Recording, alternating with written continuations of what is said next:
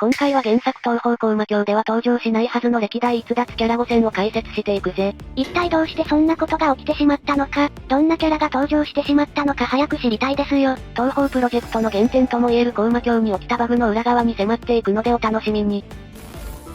それではまずはじめに通常の、つまり東方プロジェクト原作の東方高魔教について押さえていくぜ。東方プロジェクトの原点の解説お願いしますよ。東方高魔教は弾幕シューティング本来の面白さを追求した東方初のインバン作品。シューティング大好きな開発者が、自信を持ってお送りするシューティングゲームであり、上海アリス弦楽団のシューティングゲーム第1弾なんだぜ。旧作を含めると東方プロジェクトとしては第6弾なんですよね。そう、Windows 版として初の東方であり、現在の東方の実質1作目。東方プロジェクトの代名詞ともいえるスペルカードシステムを初搭載した作品だ。PC98 版である前作まで旧作から設定が一新され、システムビジュアル両面で大きな進化を遂げたんだ。特別なシステムはなくシンプルな作りなんだが、イージーでは6面に進めない、低速時に当たり判定が表示されない、など少し難易度が高めとなっているな。時期はレイムとマリサの2人、それぞれに2パターンの装備で全4種類となっているぜ。サブタイトルを和訳すると赤い悪魔の化身となるぞ。高魔教のストーリーあらすじとしては、2002年夏、幻想郷は赤き霧に包まれた、日本のどこかに存在する幻想郷と呼ばれる土地では、結界によって外界から隔離され、人間と共に妖怪や妖精といった生物たちが暮らしていたんだ。ある日差しの強い夏の日、吸血鬼レミリア・スカーレットは日中でも外を出歩けるようにと、幻想郷を自らが発生させた赤い霧で覆い尽くすことに、異変解決の役割を持つ巫女、白霊レイムと、レイムの真似をして異変解決をしている魔法使い、霧雨マリサによって退治され、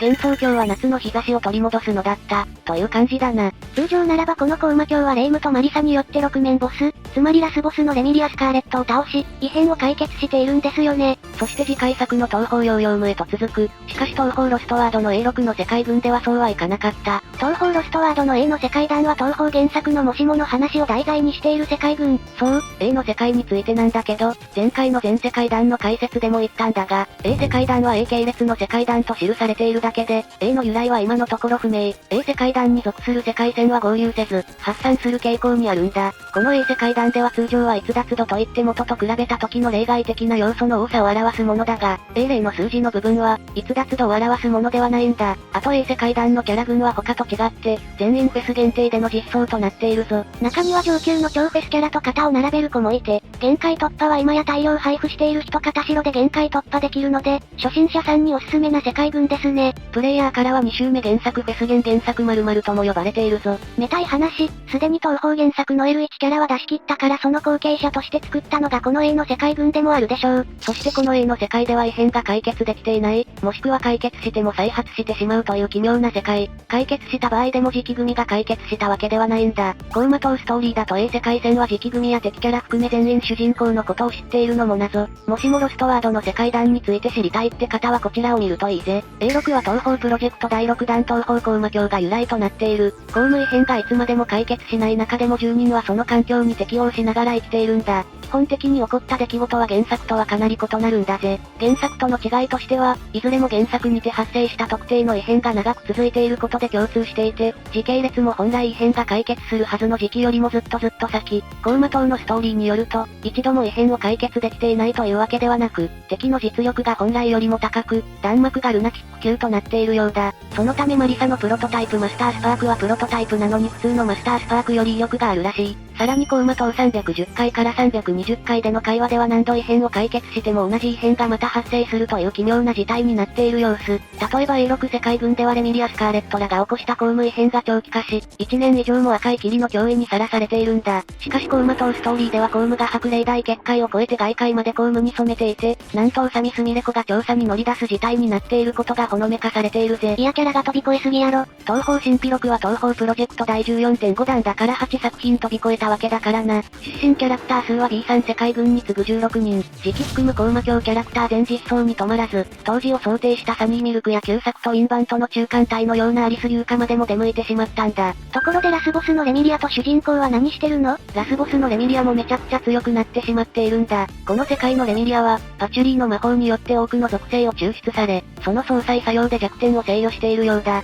つまり弱点の日光にも強いんだ。性能としてやはりまだ属性の火は弱点だけどな。実はこの霧はレミリアにとっても想定外なようだ。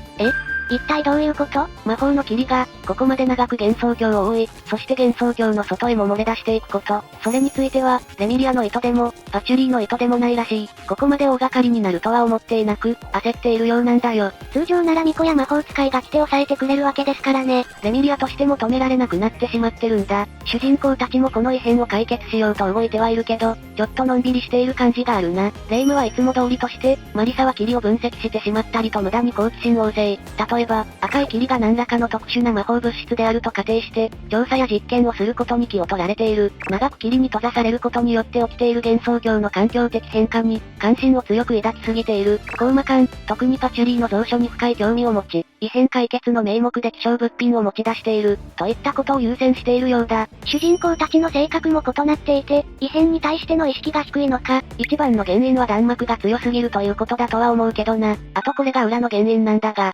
二面ボスのチルノがメスが気化してしまっているということなんだ。気象そんなの敗北確定だ。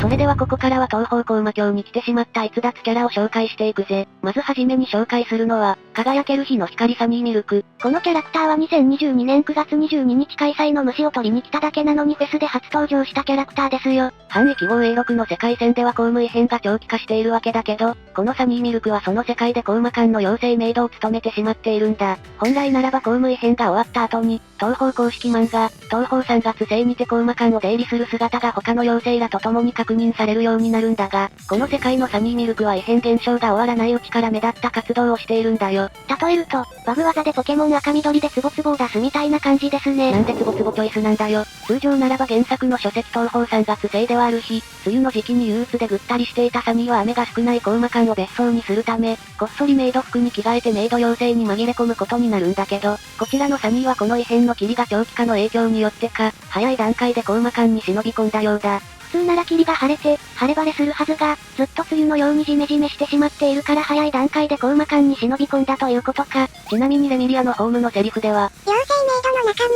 太陽の魔力を持つのが一人紛れ込んでいるの。本人は全力で隠しているんだけど、どこかで見た顔な気がする。と言っていて、サニーのことは気づいているようだな。日光に弱いレミリアからすると苦手な相手ですもんね。ただこのサニーはとてもかわいそうで、自宅がある魔法の森が公務異変の影響でジメジメしていたのに嫌気がさして、仕方なく快適そうな高魔館に住むべく妖精メイドに紛れることにしたようだが、うまく抜け出すことができず、ついに高魔館のメイド長である昨夜に気づかれて、見習い妖精メイドとして雇われてしまったようだ。原作では一切バレずに快適に暮らしていたのにバッドエンドになっちゃった。しかも妖精メイドとしてはあまり気が利くわけでもない上、吸血鬼の弱点であるはずの日の光の妖精であるにもかかわらずお嬢様の妹付きのメイドに抜擢されたという。安心してください。原作フランドールの最新設定では、だったので大丈夫です。もし原作フランの驚愕の追加設定について気になる方はこちらを見るといいぜ。あとこのサニーが不遇なのはテキストではサニーの能力で光を屈折させる程度の能力って、日傘代わりになるって書かれているけど、霧が長期化しているから能力を使う必要がないんだけどね。確かに過ぎてやばい。デザインとしては、服装も普段の服から東方3月製のメイド服に変わっているほか、虫取り用の網とカゴを持ち、腰には太陽の形の折り紙をつけているんだ。ちなみに、背景ありの立ち絵では虫取り網を手放して高魔館の隅の柱に隠れていたようだな。かわいい。漫画でも忍び込むシーンがあったので、これをオマージュしているんだろう。ちなみにメイド服のカラーリングとしてはスターサファイアのものに近く、次の話である第2話幽霊の憂鬱ではルナチャイルドが虫取り網とカゴを持っているんだ。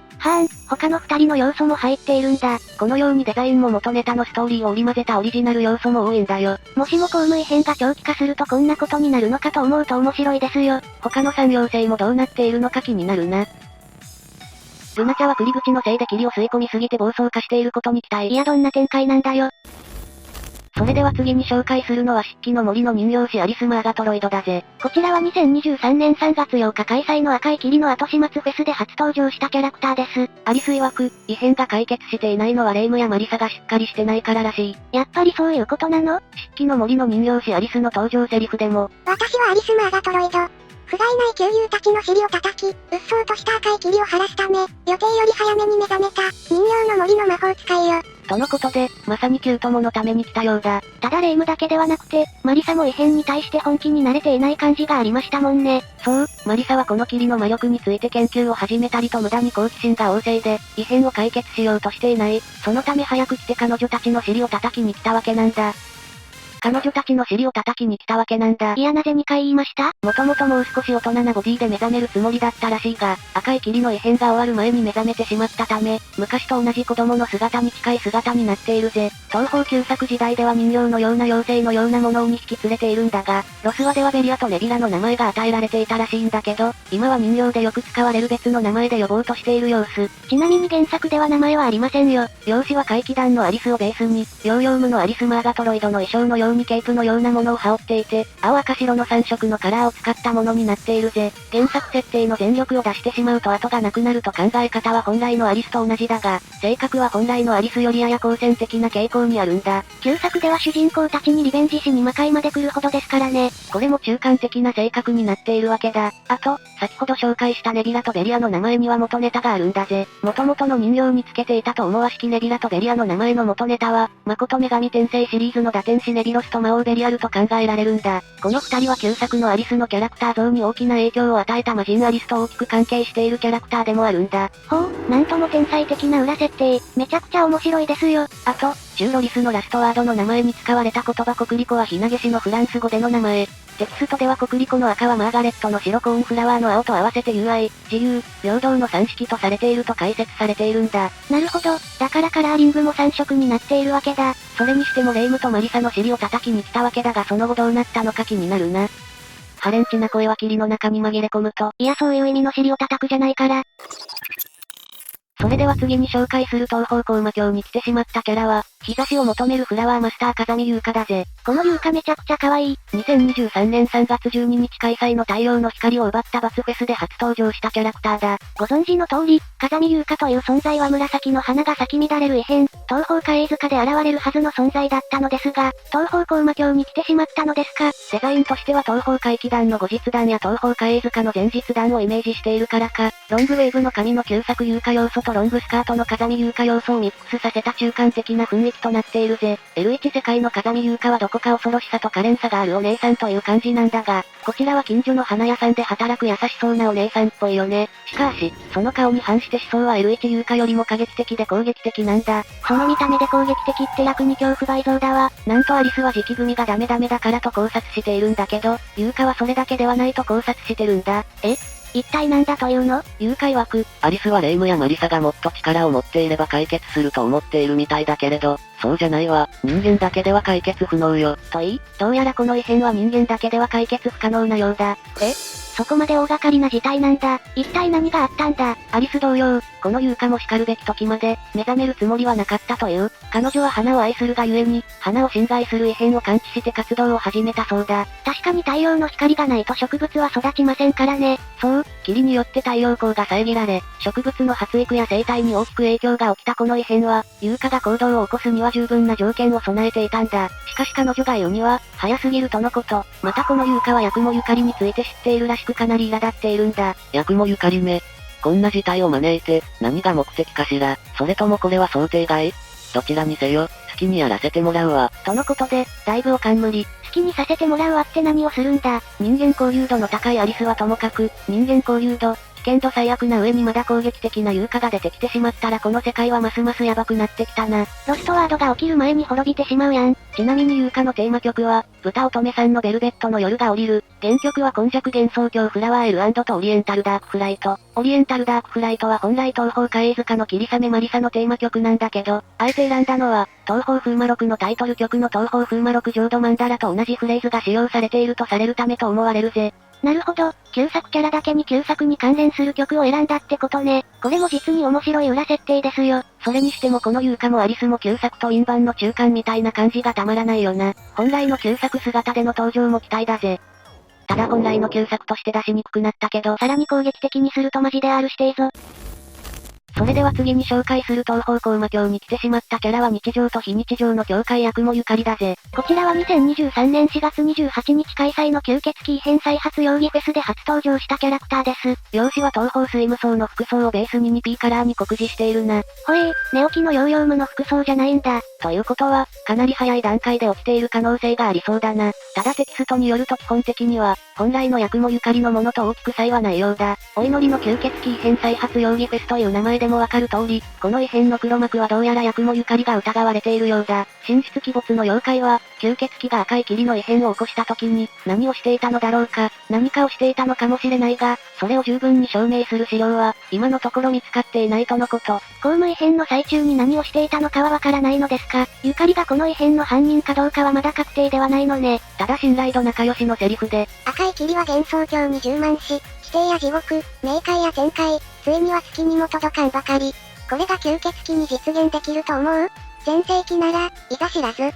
明らかに、予定外の事象が起こっているのよ。と言っていることから、やはり幻想郷の賢者も想定外のことが起きているようだ。計算高い幻想郷の賢者といえど、この事態は想定外だったんだ。あとセリフから見ると、レミリアたちだけのせいって感じじゃなさそうだな。他に黒幕がいると、また親友でのセリフでは、境界を操る能力を駆使しても、どこにあるかわからない異変の原因を見つけ出すには、骨が折れるわ。そして、外の世界の様子が気になる。外来人の証言をよく聞くと、どれもどこかおかしいのよ。外の世界まで影響してるってやばすぎですよ。外来人の証言をよく聞くと、どれもどこかおかしいのよってセリフもよくわからないよな。このセリフから読み取ると、別の世界の外来人の話を聞いているように見えるんだ。確かに別々の意見が出ているってことになりそうですもんね。ますます霧も謎も深まるばかり。次に紹介する A6 最新キャラの証言に期待ですね。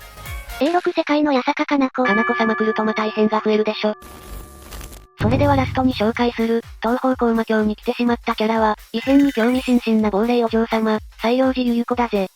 次の作品のラスボス来ちゃった。恒例となってきた A6 高魔教シリーズフェスゲンで、アリス優香ゆかりに続いて高魔教にいなかった高魔教キャラという形での実装。もともとはヨーヨームの異変の黒幕でラスボスとして初登場しました。このゆゆ子は赤い霧が冥界にまで出始めたため、様子を見に幻想郷に来たらしい。異変長期化の黒幕と疑われる運命にある八雲ゆかりの良き理解者だそうだ。なるほど、ゆかりの心配も兼ねてきたんだ。プレイヤブル紹介のセリフでは、幻想郷は、ゆかりにとっての幻想郷は、そんなものじゃない。私はこれまで、ずっと見てきた。この幻想郷は、ゆかりの、お腹を痛めて産んだ子に等しい。といったようにかなりゆかりと幻想郷を心配していることがわかるな。声低めのゆゆ子も結構ありでした。デザインとしては格ゲー作品の服装を意識しているな。カラーも東方スイム層に P カラーだと思われるぜ。青ではなく紫で統一しているのがいいですね。ゆかりのことを心配していたりとゆかりのことを思いすぎてこうなったのかも。かなりゆかりのことを意識しているように見えるしな。ちなみに背景の幽霊が持っている花があるだろう？あれ調べたらめちゃくちゃ面白いネタがあるんだ。なに、あの花の正体って何なの？あの花はアルメリアという花。アルメリアは、細長い茎の先端に丸い花が咲き、かんざしのような個性的な姿が魅力。常緑性で細長い葉がこんもりと密に茂り、その間から多数の花が次々と伸びて咲くんだ。春の花壇やコンテナを彩る花として多く利用されているぜ。確かに見た目そっくりなのでゆゆ子のものと合ってそうですね。でもなんでアルメリアの花なの？このアルメリアの花の別名は、ピンクボールと言うんだ。ゆゆ子の別名と一緒だった。そう、これはネタ的な要素。ゆゆ子は髪型がピンクで食べることが大好きなことから、ピンク色の丸いカービィと言われることがあるんだ。そしてカービィはピンクボールとも言えるので、アルメリアの花ということね。これまた面白い裏設定だ。またこのゆゆ子のラストワードの解説を見ると奇妙なことが書いてあったんだ。もし赤い霧が赤い気質の塊だったならば、異界の桜は濃紅に色づくはず。しかしゆゆ子が春に目撃したのは、いくつかのかろうじて咲く薄い色の桜だった。ゆかりから聞いた話が正しいならば、この霧を出しているのは、その何紅の意味を持つ吸血鬼であるはず。ゆゆ子は何かが引っかかった。この異変は本当に、ゆかりの想定通りに動いているのだろうかと。なるほど。普通公務異変の霧なら紅色の桜が咲くのに薄い桜だった。つまりこの霧の犯人は他にあるかもしれないとゆゆ子は気づいたということですね。勘のいいゆゆ子のことだからこの心配は当たっていそうだな。一体 A6 の真相はどうなるのかまだまだ続きが気になるぜ。このように A6 の世界は東方プロジェクトの原点と言えるところなだけあって、いろんなオリジナル要素を加えていてとても面白かったな。一体今後どうなっていくのか、黒幕は誰なのか注目ですね。さて、今回の授業はここまでだ。私と同じように黒幕のメスが来ちるのに敗北する自信がある方は高評価で教えてくださいね。視聴者さんに何を求めてんのよ。それではここまでご視聴ありがとうございました。ご視聴ありがとうございました。グッドボタンとチャンネル登録よろしくお願いします。